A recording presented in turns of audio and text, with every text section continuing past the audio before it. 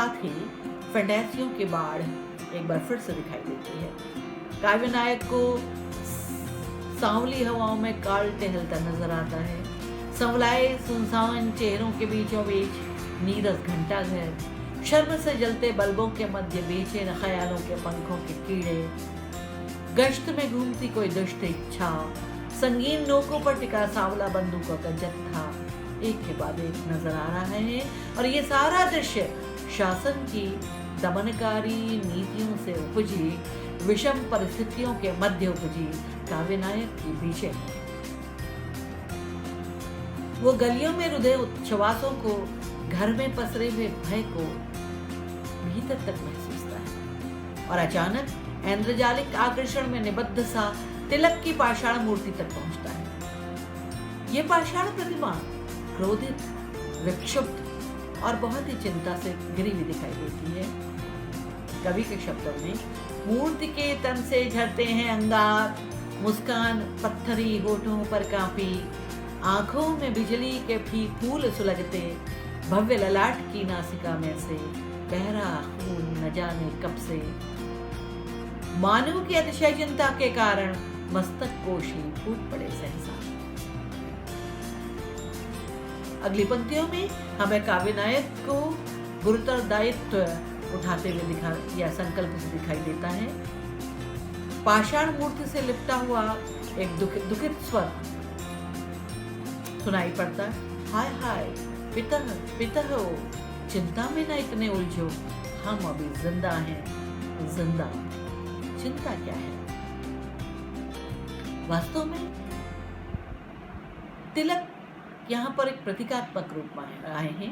तिलक क्रांति के पक्षधर थे। एकाएक वही परंपरा से काव्य नायक जुड़ना चाहता है मानसिक रूप से, यानी वो भी क्रांति चाहता है। उसे प्रतीत होता है कि उसकी करुणा जाग उठी है, उसकी बाहों में बिजलियां उतर आई हैं और हृदय में रक्त का उबाल आ गया है। पल भर में उसके अंदर क्रांति के विचार भर गए हैं, उसका स्वाभिमान जाग गया है। वो अब परिवर्तन का हिमायती हो उठा है और परिवर्तन के लिए संकल्पबद्ध भी उठा है। लेकिन ये स्थिति बहुत देर तक बनी नहीं रहती। दमनकारी परिस्थितियां उसे पुनः तोड़ती हैं और वो फिर से भाग जाता है। आगे उसे गांधी जी निकलते दिखाई देते हैं एक बोरे से और वो आश्चर्य से चिल्ला उठता है, वह मुख, अरे वह मुख, वे गांधी जी, इस तरह पंगु, आश्चर्य। वास्तव में तिलक और गांधी वे शख्सियत हैं जिन्होंने स्वतंत्रता के लिए अपना सब कुछ न्यौछावर कर दिया, लेकिन आज वे गुजरे जमाने के चेहरे बनकर रह गए हैं। उनके आदर्श, उनके मूल्य, उनके उत्सर्ग सबके सब बेमानी हो उठे। लेकिन आज जनता को जागृत होना जरूरी है। जिन मूल्यों, जिन आदर्शों और स्वप्नों के लिए आजादी की लड़ाई लड़ी गई थी, आजादी प्राप्त की गई थी, उनको पुनर्स्थापित करना आम आदमी का कर्तव्य है। इसीलिए गांधी जी ने द्वारा कवि ने कहलाया है, दुनिया न कचरे का ढेर के जिस पर दानों को चुगने चढ़ा हुआ कोई भी कुक्कुट, कोई भी मुर्गा यदि बांक दे उठे जोरदार, बन जाए मसीहा। ये पंक्ति वस्तुतः आम आदमी को ललकार रही है, यानी इस हाथ को जस्टिस को सौंपना बेमानी है। तिलक, टॉलस्टॉय, रक्तालोक स्नात पुरुष गांधी जी की उपस्थिति के माध्यम से काव्य नायक ने अपने भय, दबाव, तनाव, भविष्य के प्रति आशा और आकांक्षा का चित्रण किया। ये पूरी कविता हमें एक नाट्य शैली का सा आभास देती है और जिसमें फैंटेसियों के माध्यम से उभरा हुआ शिल्पगत सौंदर्य एक ताजगी देता है और एक अभिव्यक्ति कौशल का नायाब नमूना। कवि का पूरा ये विश्वास है कि शासनाधिपतियों को उतार फेंकने का यदि दम है तो वो केवल अपार जनशक्ति के पास, और इस अपार जनशक्ति को कवि ने मिट्टी के लौंदे की अभिधा दी है। मिट्टी के लौंदे में किरगीले कण कण गुण हैं, जनता के गुणों से ही संभव भावी का उद्भव। काव्य नायक के स्वप्न चित्रों में आगे गांधी जी की बाहों में एक शिष्य दिखाई पड़ता है जिसको गांधी जी काव्य नायक को सौंपना चाहते हैं, ये कहकर कि मेरे पास चुपचाप सोया हुआ यह था, संभालना इसको, सुरक्षित रखना। ये शिशु है कौन? वास्तव में यह शिशु एक भावी हिंदुस्तान है जो गांधी के आदर्शों को पूरा करेगा। इस कल्पना को जनता को ही तो मूर्त रूप देना है।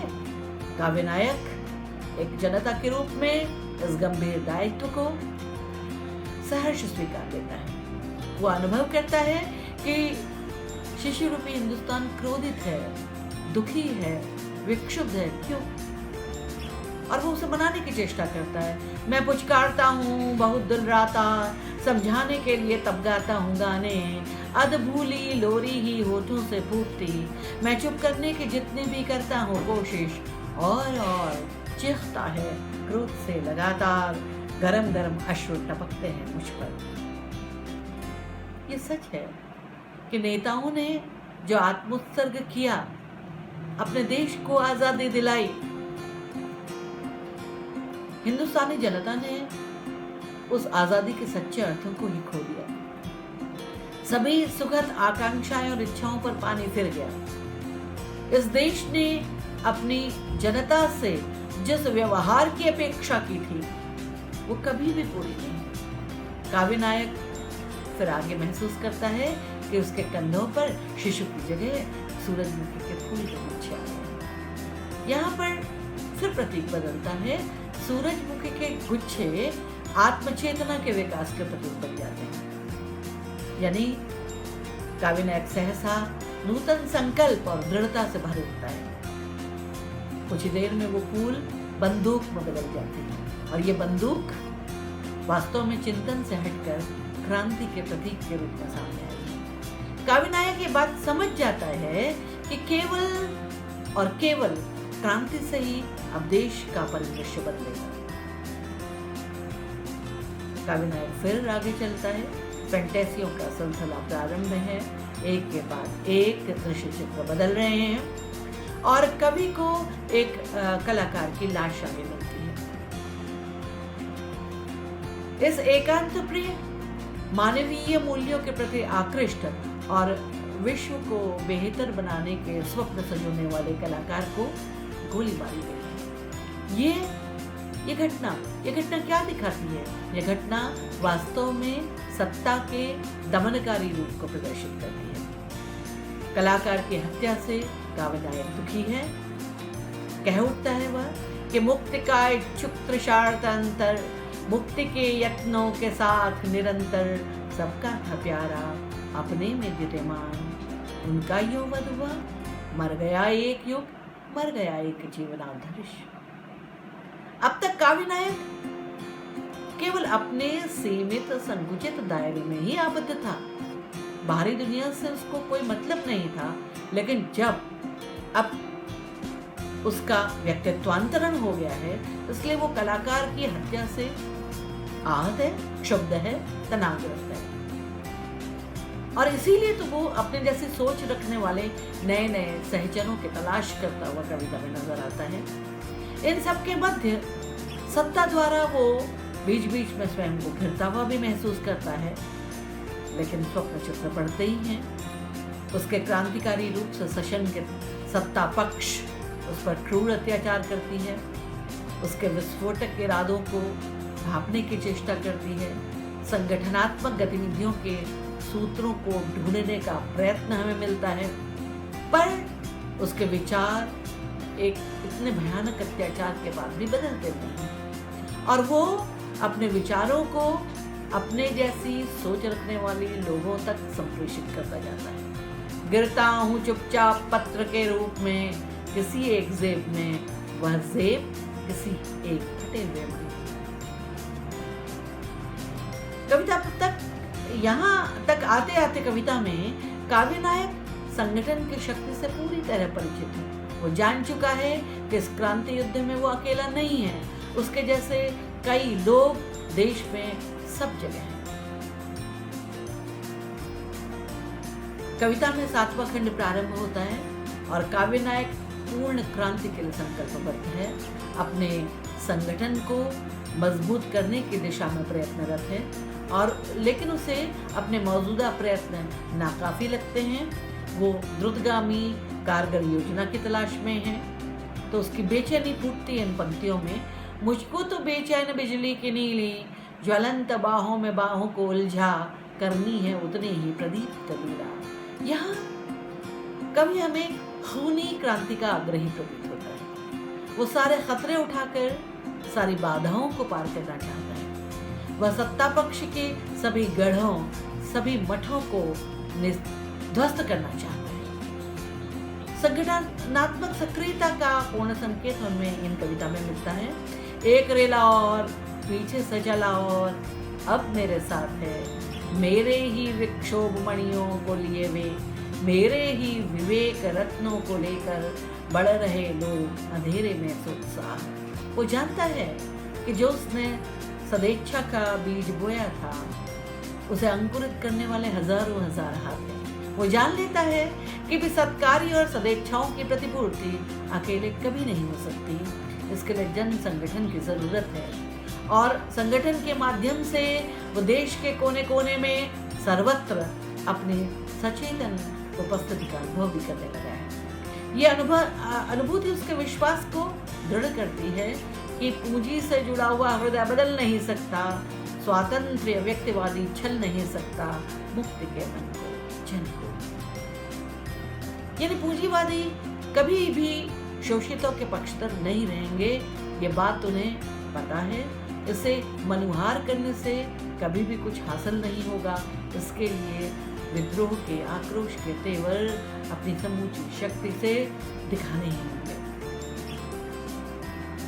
7वां खंड समाप्त है और 8वां खंड का प्रारंभ फिर खूनी क्रांति से है, जहाँ पर बार बार कवि ने वक्तव्य दिए हैं, कहीं आग लग गई, कहीं गोली चल गई। इस जन जागृति से नपुंसक भोग शिराज जालों में उलझे लोग खुश नहीं हैं। ये वो लोग हैं जो सत्ता के साथ पूंजीपतियों के गठजोड़, मेधा के गठजोड़ वाले हैं, जो चापलूस पत्रकार हैं, उद्योगपति हैं, पूंजीपति हैं। काव्य नायक ने उन सभी सुविधा जो भोगी बुद्धिजीवियों को दुत्कारा है, जो जनता का खून चूसने वाले शोषकों के साथ केवल और केवल अपने यश, धन, इसकी प्राप्ति की लालसा से जुड़े रहे हैं।